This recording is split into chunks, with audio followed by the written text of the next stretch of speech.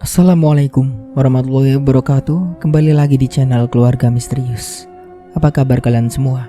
Semoga sehat selalu dan semoga diberi kelancaran dalam segala urusannya.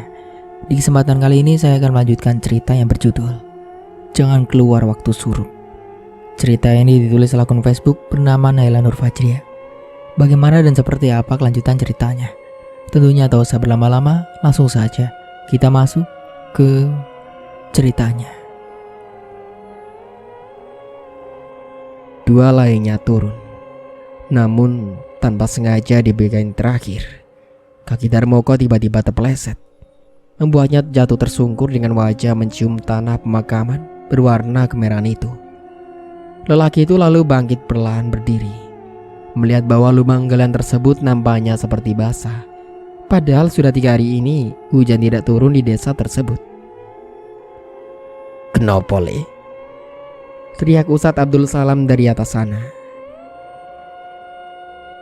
Itu Pak Yai, lubang galian ini kok seperti basah ya. Padahal sudah berhari-hari di kampung kita ini tidak ada hujan. Sahut Darmoko keheranan, disusul teman lainnya yang turut mengamati sekeliling tanah yang mereka injak saat ini. "Iya ya, baru nyadar aku," timpal lelaki yang berada tepat di sebelah Darmoko. "Tidak apa-apa Kang, kita yang berprofesi sebagai penggali kubur sudah biasa menemukan hal janggal seperti ini," seru salah seorang penggali kubur yang turut nimbrung dalam topik yang tengah mereka berbincangkan. Sejenak kata-kata itu membuat semua warga terdiam. Mereka lalu memandang lekat mayat Ponira yang sudah terbujur kaku itu. Belatung-belatung kecil kian lama muncul mencuat dari balik kain penutup tubuh berwarna putih suci itu. Pun dengan kafan yang kini menutup wajah Ponira menjadi basah dikarenakan luka yang sudah membusuk di bagian permukaan wajahnya. Bau busuk yang timbul semakin membuat semua orang enggan untuk berlama-lama berada di pemakaman itu.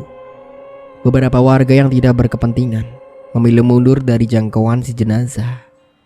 Kemudian 4 orang yang berada di atas langsung mengangkat tubuh Ponira secara bersamaan dan menyerahkan secara perlahan kepada 3 orang yang ada di bawah.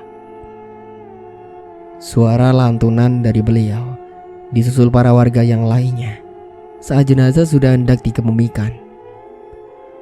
Papan kayu pun terpasang dengan posisi berdiri untuk melindungi si mayat. Tak lupa pada Darmoko yang membuka ikatan tali pocongnya. Setelah selesai, satu persatu dari mereka mulai naik ke atas dan mengulurkan tangannya untuk membantu lainnya yang masih berada di liang lahat tersebut. Mulailah gundukan tanah itu diratakan dan dirapikan. Nisan pun telah terpasang, lalu ditaburi bunga di atasnya.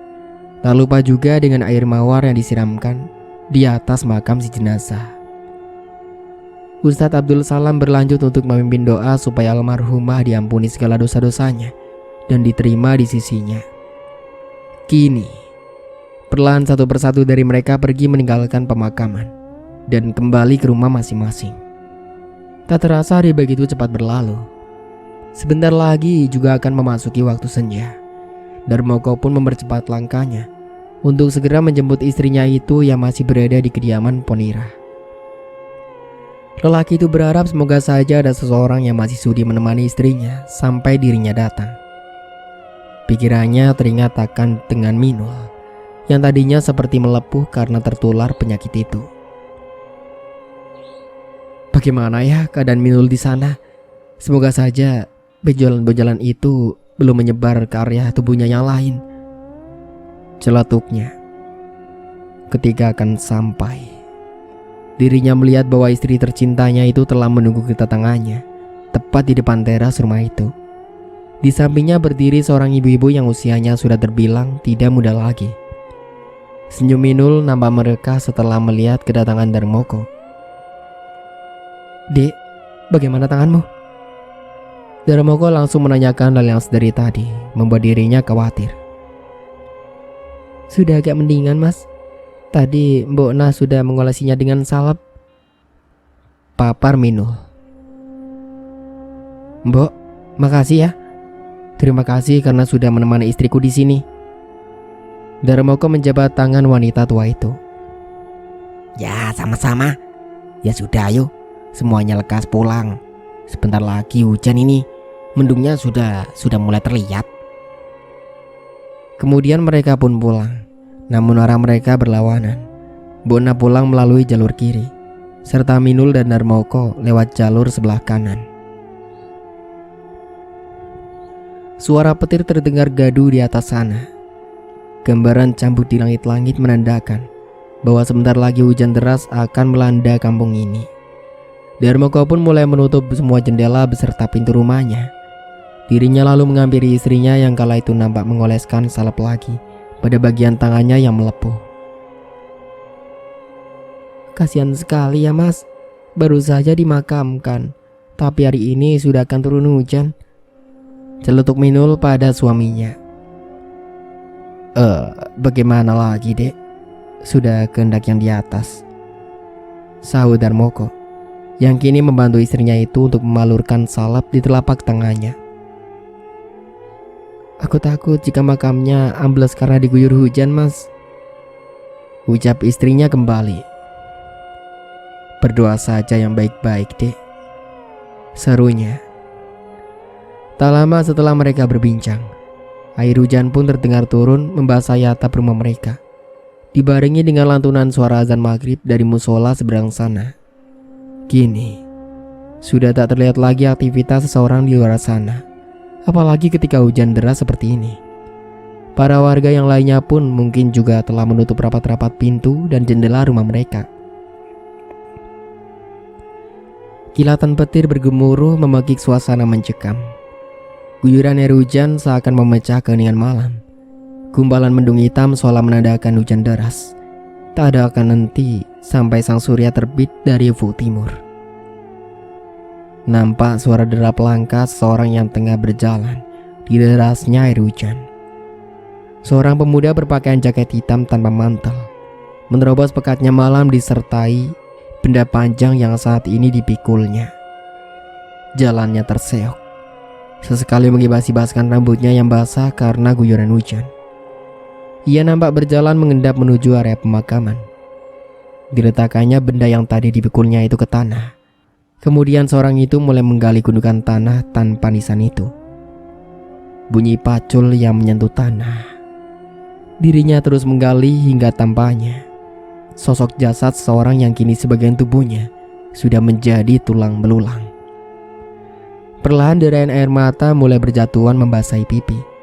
Diambilnya satu persatu papan kayu yang mulanya digunakan untuk menutup jasad itu.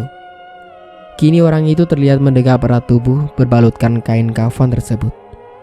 Dipeluknya, diciumnya berulang kali hingga menyisakan noda tanah di area bibir dan juga pakaian yang dikenakannya. Netranya bergerak mencari sesuatu di sekitar area kuncup dan leher si mayat. Lalu diambilnya sebuah tali pocong panjang itu dan ditetapnya dengan lekat. Terus balaskan dendammu kepada orang-orang yang telah menyiksamu waktu itu. Tali ini akan selamanya begini hingga satu persatu dari mereka tewas menemui ajalnya. Ia pun meletakkan kembali jasad itu ke tanah, kemudian memasukkan tali tersebut pada kantung celananya. Aku pamit pulang dulu ya. Orang itu lalu meletakkan kembali papan kayu tadi ke tempat semula. Dirinya kembali melompat ke atas dan meratakan lagi tanah tersebut menggunakan cangkulnya. Guyuran air hujan yang semakin deras seolah menjadi saksi atas tindakan orang tersebut pada malam itu. Entah siapa seseorang itu kini masih menjadi misteri. Apa hubungannya dengan jasad itu? Juga tak ada yang mengetahuinya. Dan makam siapa yang baru saja ia gali? Juga pembalasan dendam apa yang tadi dibicarakannya? Semuanya seakan menjadi rahasia terpendam antara dirinya dan juga sang mayat. Ia tersenyum puas setelah melakukan semua itu. Kemudian mendongakkan kepalanya ke atas, seraya menikmati percikan air hujan yang terus mengguyur wajah beserta tubuhnya. Di tengah derasnya hujan, sosok tadi seperti menghilang di telan kegelapan malam. Gemuruh guntur masih bersautan di atas sana. Para burung yang hinggap bertengger mulai berterbangan mencari tempat yang lebih teduh. Gagak hitam menyuarakan suaranya yang khas, membuat para warga bergidik ngeri ketika mendengarnya. Dari arah makam terdengar dengan kencang seperti suara ban kendaraan yang meledak hebat, hingga suara itu sampai ke telinga dan rumah para penduduk desa. Para warga yang mulanya terlelap dalam tidur, kini sholat jantungnya serasa ingin lepas dari wadahnya setelah mendengar tak sengaja suara tersebut. Ingin rasanya mereka mengintip dari balik jendela pintu rumah masing-masing. Namun nyatanya ketakutan mereka akan teror sosok pocong lebih besar ketimbang rasa penasarannya. Kini mereka hanya bisa menahan hasrat dan tetap berdiam diri di tempatnya semula. Jam terus bergulir, menandakan malam mencekam disertai hujan deras. Ini akan terus berlanjut. Entah kapan di atas sana tetesan air akan berhenti. Tiada seorang pun yang tahu. Samar dari balik jendela bambu, kilatan cahaya petir seperti menunjukkan bayangan hitam. Sesosok makhluk yang tengah berdiri tepat di samping rumah Darmoko. Temaramnya lentera merah di kamar semakin memperjelas di saat bayangan tadi berjalan melompat ke arah depan, tak tahu hendak kemana. Minul yang pada saat itu tengah di kamar mandi untuk buang air kecil, tiba-tiba saja nyalinya menjadi gentar. Namun keinginan untuk menunaikan hajatnya harus dilepaskan saat itu juga. Jika tidak, maka celana yang dipakainya itu akan basah jikalau dirinya mencoba untuk menahan lagi cairan kemih tersebut. Niat hati tadinya ingin bangunkan suaminya untuk mengantarkannya sebentar, namun dirinya menjadi tak tega ketika melihat suaminya yang masih terlelap dalam tidurnya. Setelah selesai, saat membalikkan badan ke belakang, Minul tersentak. Tubuhnya kemudian tak sengaja terpeleset. Ia jatuh dengan posisi terduduk dengan memegangi perutnya. Dirinya kaget bukan kepalang menyaksikan sesosok pocong mengerikan itu kini telah berdiri tepat di depan matanya. Sosok itu lalu berubah menjadi kepulan asap hitam mengitari tubuh Minul, kemudian merasuk ke dalam raganya. Tanpa sadar, Minul pun menggelincang, kepalanya mendongak ke atas. Biji bola matanya yang hitam telah berubah keseluruhan menjadi putih merata. Ia lalu bangkit, berdiri dengan tegap dan berjalan ke arah kamarnya. Langkahnya begitu gemulai, melangkah layaknya bak seorang model internasional sembari melenggak-lenggokkan pinggulnya. Wajahnya menjadi merona dan bersinar. Kini mata itu telah kembali seperti semula, lengkap dengan lentikan bulunya yang indah. Dirinya mencincing dasternya ke atas, hingga pamulus miliknya terpampang begitu jelas. Kian lama istri dari Darmoko itu merambat naik ke atas ranjang, sesekali menyibak rambutnya yang tergerai menutupi pandangannya. Dibelainya dengan lembut wajah sang suami yang kini masih terlelap itu.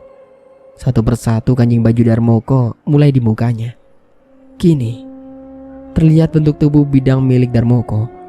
Otot perutnya yang kotak semakin membuat Minul menggigit ujung bibirnya.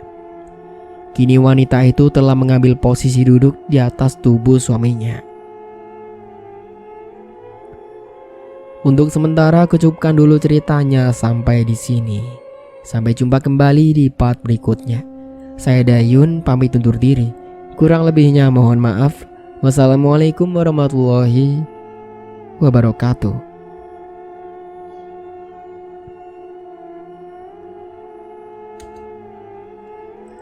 Darmoko yang kala itu tengah tertidur tiba-tiba menjadi terkejut ketika dirasa ada beban yang tengah menindih tubuhnya.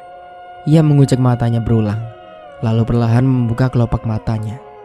Dan dilihatnya, sang istri tengah duduk di atas tubuhnya dengan pose yang sangat menggoda. Lelaki itu melirik jam di handphone jadulnya. Pukul 2 dini hari rupanya. Kemudian kembali memfokuskan pandangannya kepada Minul. Sesaadainya mengernyit melihat tingkah laku istrinya. Tak biasanya istrinya bersikap begitu, apalagi ketika usia kandungannya juga semakin bertambah. Jikapun ia mengajaknya untuk berhubungan intim, Minul selalu menolak dengan alasan janin yang dikandungnya. Istrinya itu mengatakan tak berhasrat lagi setelah mengetahui dirinya tengah hamil muda. Mungkin karena hormon yang dipengaruhi oleh si janin yang menyebabkan dirinya selalu menolak ajakan suaminya. Namun kali ini, Ia melihat bahwa istrinya itu sangat agresif dan penuh sangat semangat ketika duduk menunggangi tubuhnya. Sesekali wanita di hadapannya itu menggodanya dengan membebas-bebaskan daster yang dipakainya, membuat Darmoko tersenyum geli dan membuang pandangannya agar sikap groginya tak terlihat oleh istrinya. Minul meraba-raba bagian perut suaminya yang atletis. Irama jantungnya yang berdegup kencang terdengar jelas di telinga Darmoko. Lelaki itu pun menjadi merem-melek merasakan sentuhan lembut tangan sang istri. "Dek, katanya ndak ada hasrat," ucapnya refleks menggoda si Minul. "Kapan aku bilang begitu?" Tutur katanya yang manja semakin membuat Darmoko terkejut. Bicara Minul tak pernah halus itu, apalagi sampai dibuat-buat agak mendasar seperti tadi. "Kenapa, Dik? Kok tumben ngajak ginian sama Mas? Setan apa yang merasuki tubuhmu saat ini?"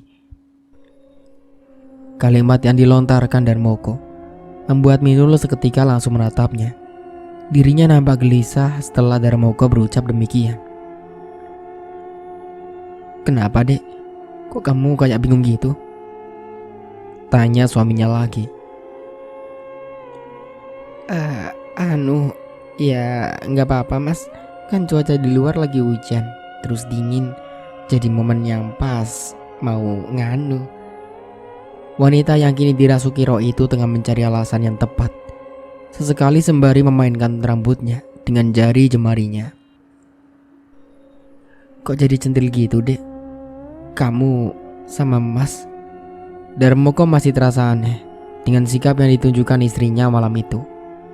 Dengan sigap Minul pun langsung membungkam mulut Darmoko menggunakan bibirnya, membuat lelaki di hadapannya itu tak bisa berkata apa-apa lagi.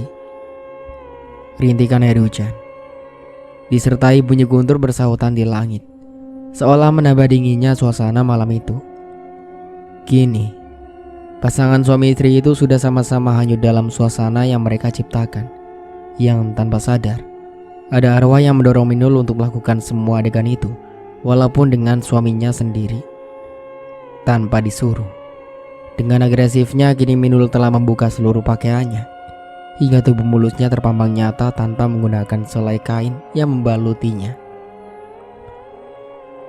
Darmoko yang melihat semua itu hanya bisa meneguhkan salivanya. Sebagai lelaki normal, hal itu terlihat sangat wajar. Apalagi sudah bulan ini ia jarang atau bahkan tidak pernah sama sekali melihat tubuh polos istrinya itu tanpa busana. Masih dalam posisi yang sama, kini tangan Minul berganti dengan kasar membuka seluruh pakaian dan celana panjang yang dikenakan oleh Darmoko. Kini mereka berdua sudah sama-sama dalam keadaan telanjang bulat. Istrinya itu lalu bergerak cepat melakukan aktivitas tersebut, seperti orang yang sudah profesional dalam berhubungan badan. Nampak jelas dengusan napas yang memburu bisa dirasakan oleh Darmoko, bahwa saat ini istrinya tengah dilanda nafsu birahi tingkat dewa. Padahal sebelumnya ia tak pernah melihat istrinya seagresif itu. Kenikmatan surga dunia seolah membuat Minul lupakan segalanya, sampai-sampai tanpa sadar karena terlalu menikmatinya. Istri dari Darmoko itu menggigit ujung jemari telunjuknya hingga berdarah. Kucuran darah itu kian lama mulai menetes mengenai perut Darmoko. Setelah lelaki itu membuka matanya, dirinya tersentak karena melihat jemari istrinya yang sudah dipenuhi oleh genangan darah segar. Namun anehnya, sang istri malah terus melanjutkan aktivitasnya tanpa menghiraukan apa yang diperbuatnya kala itu. Seolah istrinya itu tak merasakan sakit apapun ketika menggigit ujung jelunjuknya sendiri. Darmoko langsung mengambil posisi duduk dan menyudahi permainan itu. Ia lalu mengambil bajunya tadi, menyobeknya dan membalutkan setengah dari kain itu pada jemari istrinya. "Dek, kamu sadar tidak dengan apa yang kamu lakukan ini?" sentaknya pada sang istri. Dengan nafas yang masih menggebu, wanita itu pun melihat ke arah jari telunjuknya yang kini sudah dibalutkan secari kain oleh suaminya itu. "Agresif sekali kamu malam ini. Aku kok jadi merinding sendiri kalau lihat tingkahmu yang seperti ini. Perasaanku ini kok kayak bukan diri kamu sendiri gitu loh, Dek." serunya kembali. Kata-kata itu sejenak membuat Minul terdiam. Matanya beralih menatap sudut-sudut kamarnya. Perasaan gelisah mulai menyelimutinya. Takut jika Darmoko merasakan bahwa arwah tersebut telah meminjam raga istrinya untuk melakukan hubungan intim itu. Sebelum Darmoko curiga lebih jauh lagi, kini arwah yang merasuki raga Minul memutuskan untuk keluar dari badannya. Mata Minul pun menjadi melotot. Kepalanya mendongak ke atas. Kemudian istri dari Darmoko itu pun ambruk tak sadarkan diri tanpa busana di ranjang itu. Darmoko yang saat itu masih fokus pada jemari Minul, kini dirinya dibuat kaget olehnya. Karena tiba-tiba saja istrinya itu menjadi pingsan setelah melakukan hal tersebut. Agak sedikit aneh. Namun kala itu Darmoko masih berpikir positif. Mungkin saja istrinya itu kelelahan atau menjadi lemas karena kehabisan banyak sekali darah. Sosok arwah pocong yang memasuki badan Minul tadi rupanya masih berdiri di luaran jendela kamarnya. Ia nampak menyeringai puas menunjukkan gigi tajamnya yang runjing, hingga liurnya yang menjijikan itu menetes jatuh ke bawah. Darmoko dengan sigap membopong tubuh istrinya dan menidurkannya tepat pada posisi sebenarnya, lalu membalut tubuh mulusnya dengan selimut. Sengaja ia biarkan tubuh istrinya itu tanpa busana, karena dia pikir mungkin saja Minul kelelahan karena faktor janin yang dikandungnya saat ini. Dan jika ia mencoba untuk memakaikan pakaiannya kembali, dirinya takut istrinya itu nanti akan terbangun. Ia membiarkan istrinya itu terlelap hingga pagi menjelang. Jemari telunjuknya masih terbalut oleh sobekan kain baju Darmoko. Sayu perlahan terdengar lantunan suara azan subuh. Minul pun mulai membuka matanya. Kepalanya masih terasa mat pening. Ia lalu mengambil posisi duduk bersandar pada ranjang tempat tidurnya. Tanpa sadar, selimutnya membalut tubuhnya tiba-tiba melorot ke bawah. Dua bola mata Minul melotot, menyaksikan keadaan tubuhnya tanpa selai benang pun yang membalutnya kala itu. Dengan cepat ia lalu menutup tubuhnya kembali menggunakan selimut. Matanya kemudian berganti melirik suaminya yang masih terlelap. Dilihatnya suaminya itu tertidur dengan telanjang dada. Hanya celana panjang yang bisa dipakainya sehari-hari yang membalut anggota tubuhnya bagian bawahnya. Merasa kasurnya itu bergerak, Darmoko pun menjadi terbangun. Ia lalu melihat istrinya itu nampak kebingungan. Sesekali netra istrinya itu mengintip bagian tubuhnya yang saat ini tertutup oleh selimut kain. Lelaki itu pun mengambil posisi duduk tepat di samping istrinya. Ia lalu mencium kening sang istri, sembari tangannya menggenggam dan meniup jemari Minul yang tengah terluka. "Mas, apa semalam kita..." Wanita itu memberanikan dirinya untuk menanyakan hal serupa kepada suaminya. Darmoko hanya mengangguk pelan, disertai gelak senyum yang merekah. Isyarat dari Darmoko semakin membuat Minul terheran-heran. "Mas, apa benar semalam kita..." Tanyanya sekali lagi untuk meyakinkan dirinya sendiri. Refleks, suami tercintanya itu langsung mencubit hidung sang istri saking gemasnya. "Iya dek, gak percaya? Nih lihat cakaran-cakaran kukumu di beberapa bagian tubuh mas," ucapnya sembari menunjukkan beberapa sayatan luka kecil itu kepada Minul. "Jika masih belum yakin, lihat sendiri jarimu itu," tambah Darmoko. Minul pun langsung melihat jemarinya, yang di ujung telunjuknya terdapat sari kain yang membalutnya. Sakit mas," rintinya ketika mencoba untuk memencet area telunjuknya itu. "Jariku kenapa mas?" tanya Minul yang terlihat kaget ketika membuka secari kain yang membalut jemarinya itu. "Masa kamu gak sadar dek? Semalam itu kamu agresif banget, ngajakin mas nganu. Saking enaknya, entah sadar atau tidak, kamu sampai menggigit jarimu sendiri," papar Darmoko. Mendengar ucapan itu, benak Minul pun menjadi berpikir keras. Dirinya masih tak percaya jika malam itu ia telah melakukan hubungan tersebut dengan suaminya sendiri. Hal itu agak sedikit janggal, karena terakhir kali hanya diingatnya. Pas waktunya itu dirinya sedang berada di kamar mandi. Tapi tiba-tiba ia jatuh terpeleset dan tak sadarkan diri. Setelah itu, Minul tak tahu apa yang terjadi selanjutnya pada dirinya. Kau diem? Tapi kalau boleh ngomong, Mas ndak pernah loh lihat kamu sampai seagresif itu. Tapi tidak masalah. Lain kali kalau kamu ingin melakukannya lagi, tinggal bilang saja sama Mas ya. Jangan diam-diam nakal kayak semalam. Darmoko kembali menggoda istrinya. Apa sih kamu ini, Mas? Minul tersipu malu hingga nampaklah warna merona di kedua pipinya itu. Oh iya dek, Mas tak jualannya hari ini. Sudah seminggu loh setelah rentetan peristiwa mengenaskan yang terjadi pada malam itu hingga sekarang. Kita sudah tidak pernah berjualan di pasar lagi. Sedangkan pemasukan kita makin hari juga bertambah. Belum juga ngumpulin duit untuk tabungan di saat kamu melahirkan nanti. Darmoko meminta izin kepada istrinya untuk memulai lagi berjualan sayur di pasar. Mas janji tidak sampai siang nanti. Mas sudah sampai di rumah dek. Ucapnya kembali lagi yang mencoba untuk meyakinkan istri tercintanya. Ya wis, terserah Mas saja. Akhirnya mau tak mau, Minul pun mengizinkan lagi Darmoko untuk berjualan kembali. Wanita itu juga sadar akan kebutuhan peningkatan pengeluaran yang terus bertambah dalam rumah tangganya akhir-akhir ini. Belum lagi, nanti jika sewaktu-waktu ia atau suaminya tiba-tiba sakit, kemudian tak punya uang untuk membeli jamu atau obat, ditambah perutnya yang melihat sudah mulai membuncit, semua itu juga butuh uang. Apa Mas suruh Mbona untuk menemanimu saja hari ini? Tanyanya pada Minul. Jangan Mas, kasihan. Mbona kan sudah tua, ndak tega aku. Apalagi rumahnya terletak di desa seberang sana. Ndak tega kalau melihat beliau harus berjalan kaki jauh-jauh agar sampai ke sini.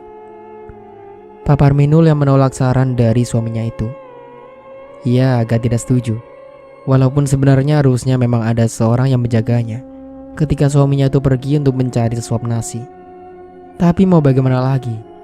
Rasanya welas kasih wanita cantik itu lebih tinggi kepada seorang wanita tua bernama Mbona itu. Darmoko pun segera mempersiapkan diri untuk membersihkan badannya, sekaligus mengambil air wudhu untuk melaksanakan sembahyang subuh berjamaah bersama dengan istrinya. Tak lupa setelah itu, ia mengeluarkan motor jadul kesayangannya. Diparkirnya motor itu di halaman rumahnya. Lalu dirinya kembali masuk ke dalam untuk mengangkat gerobak sayuran yang nantinya akan ia naikkan ke belakang motornya. Gerobaknya kosong. Hanya ada sisa-sisa sayuran yang sudah mengering di sana. Untung saja jenis lauk pauk seperti ayam dan ikan laut lainnya sudah terjual habis. Jika tidak, maka dirinya akan mengalami kerugian yang cukup lumayan karena keadaan ekonominya yang tidak mampu untuk membeli sebuah kulkas. Andai saja ia punya benda itu, lauk pauk yang masih tersisa itu akan ia masukkan ke dalam sana dan dijual kembali keesokan harinya.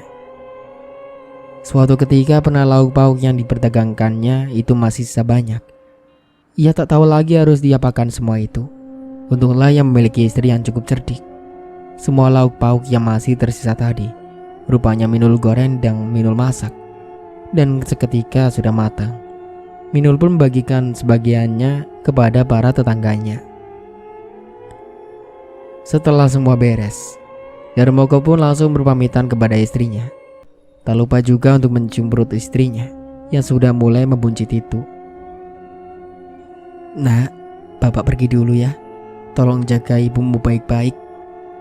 Begitulah kalimat yang selalu diucapkannya ketika ia akan pergi untuk berdagang ke pasar. Sisa tabungan mereka kini mereka gunakan untuk membeli beberapa bahan yang nantinya bahan itu akan ia perdagangkan kembali dan untuk mengambil keuntungan. Darmoko tidak mematok harga mahal-mahal dari harga sayuran yang ia perdagangkan. Mungkin ia hanya meraup sedikit keuntungan dari barang yang diperdagangkannya itu.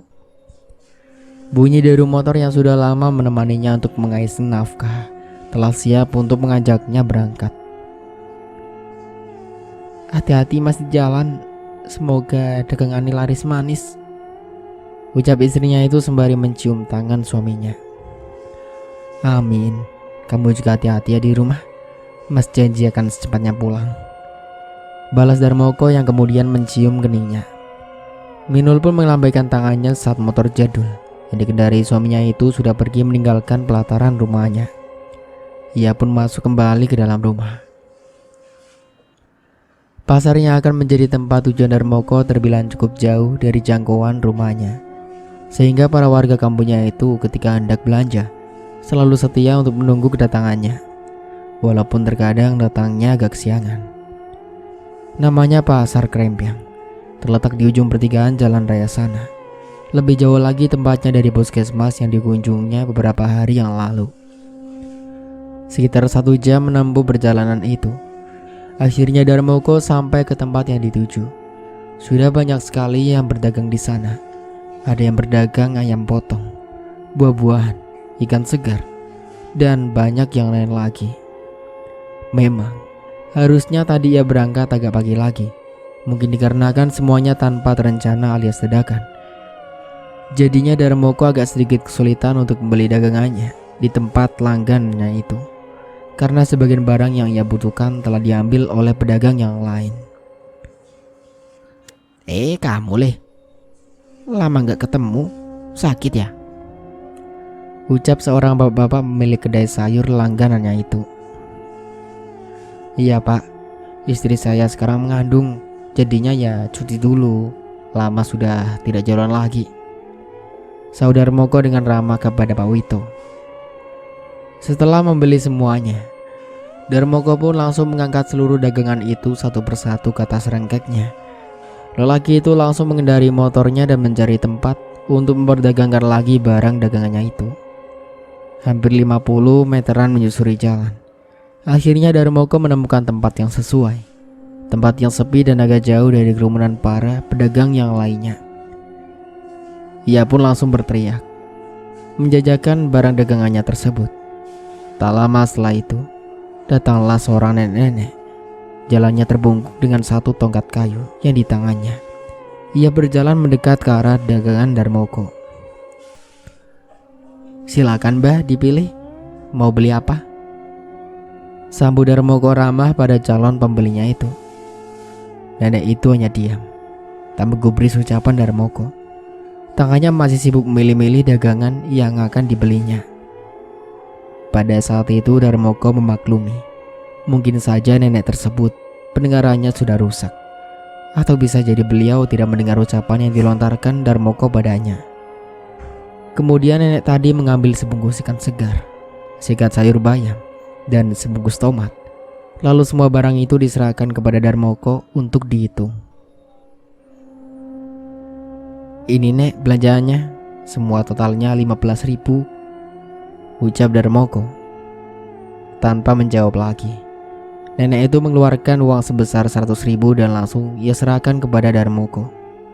Lalu tanpa mengambil kembaliannya, nenek itu berjalan terseok, jauh meninggalkan lapak Darmoko. Ini mbah kembaliannya.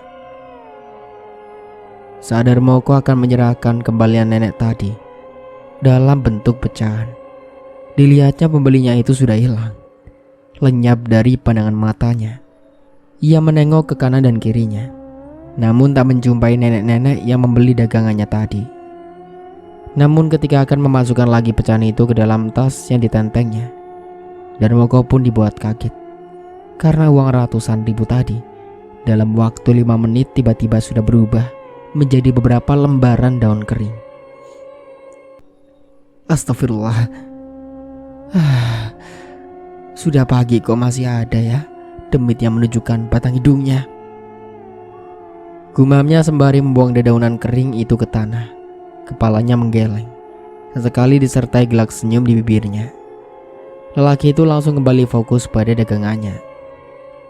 Tak berselang lama, beberapa pembeli pun datang, terus menerus hingga tak tersisa. Matahari telah mengeluarkan cahayanya. Ia berharap semoga saja atas kejadian petang tadi, hari ini akan menjadi berkah baginya. istri dan juga jabang bayinya yang belum lahir itu. Dan ternyata rezeki yang tanpa diduga-duga itu datang dengan sendirinya padanya. Seluruh dagangannya akhirnya habis terjual. Hanya menyisakan 2 ikat sayuran bayam dan beberapa bumbu dapur lainnya. Segenap rasa syukur pun tak lupa ia panjatkan olehnya. Entah ini ada hubungannya dengan pembeli gaib tadi, ataukah memang rezeki yang datang dari Yang Kuasa. Yang terpenting baginya, semoga usahanya bisa menjadi berkah untuk keluarga kecilnya itu. Darmoko pun melajukan motornya dengan gembira. Sesekali melantunkan senandung irama kecil dari bibirnya. Beberapa orang dari yang dia kenal hingga tidak yang ditemuinya ia jalan, tak luput dari tegur sapanya. Rasa rindu kepada sang istri seolah tak tertahankan. Ingin rasanya dirinya itu cepat sampai ke rumahnya agar bisa membagikan kabar bahagia itu padanya. Dengan rezeki yang dibawanya hari ini, Darmoko pun langsung mempunyai niat ingin membelikan Minul sesuatu yang belum pernah ia berikan selama dirinya menikah. Namun untuk itu, ia harus mengajak Minul untuk ikut bersamanya agar Darmoko tahu ukuran yang sebenarnya. Karena jarak dari pasar ke rumah lumayan jauh, akhirnya Darmoko pun tiba di desanya sekitar pukul 9. Ketika kendaraan roda 2-nya itu akan melewati pemakaman umum, sepasang netranya menangkap beberapa dari para warga yang telah mengerumuni sekitar pelataran makam. Dirinya pun mempercepat laju motornya untuk mengetahui apa yang sebenarnya telah terjadi. Ya Gusti, ada apa di sana? Kok ramai sekali? Masa iya hari ini ada korban lagi? Gumamnya turut jalan. Kini motor bebeknya itu telah ia parkir di depan area makam tersebut. Segeralah lelaki itu berlarian meninggalkan rengkek dagangannya begitu saja, menerobos kerumunan para warga. Matanya kembali menyaksikan lagi tragedi janggal di desanya. Saat setelah indera penglihatannya menjumpai makam yang sangat dikenalnya itu seperti amblas, seolah ditekan oleh perut bumi. Beberapa warga mulai mengaitkan dengan suara ledakan yang terjadi malam tadi. Namun sayangnya pada saat itu, Darmoko tak mendengar suara apapun. Lelaki itu tertidur setelah menjemput istrinya dari kediaman Ponira waktu itu. Bahkan terbangunnya pun dikarenakan istrinya mengajaknya untuk bersetubuh pada pukul 2 dini hari. Ada apa ini sebenarnya? Tanyanya pada Tarmin, seorang pemuda yang kala itu juga turut hadir melihat kejadian tersebut. Anu Kang, masa sampean tidak dengar sesuatu tadi malam? Tarmin mengembalikan pertanyaan itu pada Darmoko. Lelaki itu hanya menggelengkan kepalanya. Memang apa yang terjadi? Tanyanya yang semakin membuat rasa penasaran pada dirinya kini semakin menguat. Malam itu kan, setelah memakamkan Mbak Yu Ponira, mendung sudah menghitam. Petangnya mungkin habis maghrib kalau tidak salah. Gemuruh guntur di langit sana mulai bersaut-sautan meninggikan suaranya. Setelah itu langsunglah turun hujan lebat disertai angin kencang. Lah, kita mendengar suara ledakan sekitar pukul 12 dini hari. Aku tidak tahu tepatnya, mungkin ya memang jam segitu.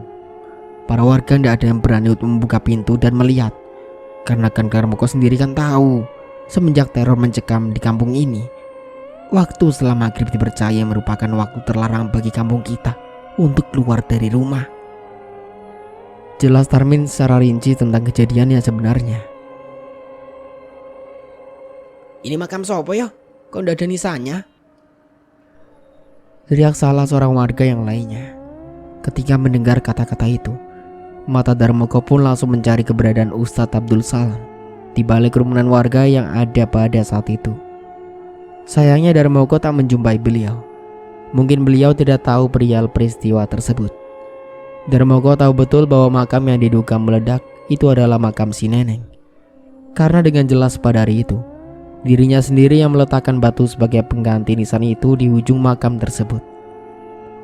Ia hanya bingung saja ketika mendapati ekspresi para warga yang tengah kebingungan dan bertanya-tanya itu adalah makam siapa.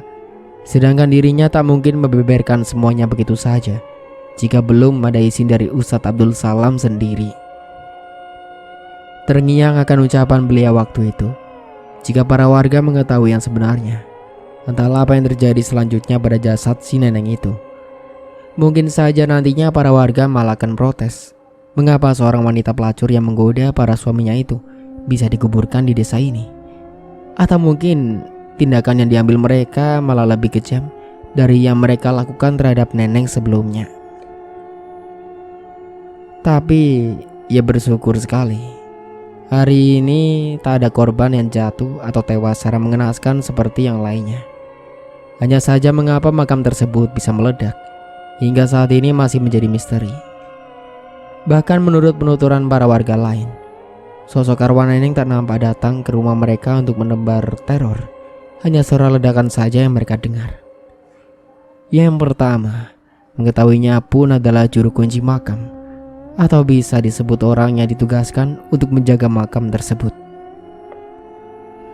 Menurut penuturannya, saat akan bebersih subuh tadi, tanpa sengaja Mbak Warjo, yaitu si juru kunci, melihat makam tanpa nisan itu terlihat sudah amblas seperti ditelan bumi. Namanya manusia, pasti juga mempunyai rasa takut. Dirinya pun tak tahu harus berbuat apa. Dan akhirnya lelaki tua yang sudah berumur 60 tahun itu pun kembali membuat geger dengan menyetop para pengendara yang lewat di depan area makam tersebut. Mungkin waktu itu Darmoko telah duluan berangkat ke pasar, sehingga dirinya tak nampak batang hidung Mbak Warjo yang mencoba menghentikan kendaraan melintang. Tanpa disadari, netra Darmoko melihat seorang wanita yang sangat dikenalnya, yaitu istrinya sendiri. Saat itu Minul baru saja datang bersama para ibu-ibu untuk melihat rumor yang telah tersebar. Lelaki itu langsung menghampiri istrinya.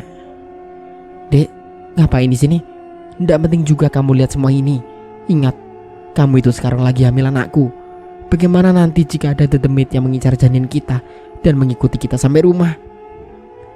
Tanpa sadar, intonasi suara Darmoko terdengar sampai ke telinga yang lainnya.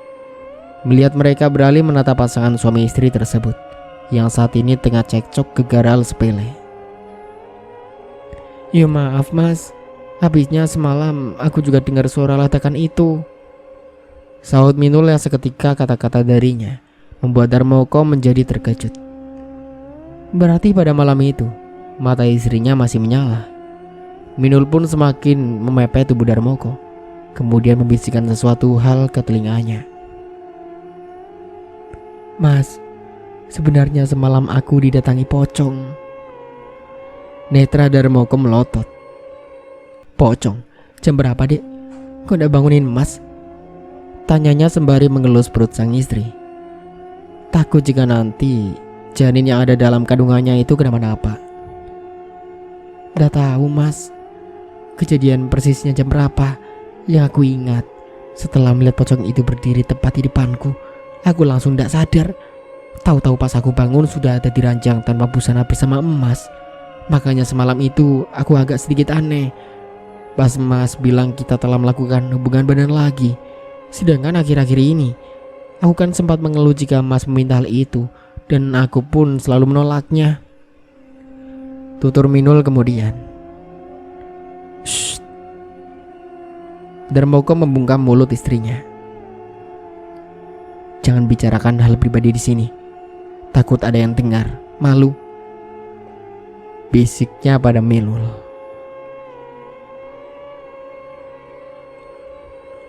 Untuk sementara kecukupkan dulu ceritanya sampai di sini. Sampai jumpa kembali di part berikutnya. Saya Dayun pamit undur diri. Kurang lebihnya mohon maaf. Wassalamualaikum warahmatullahi wabarakatuh.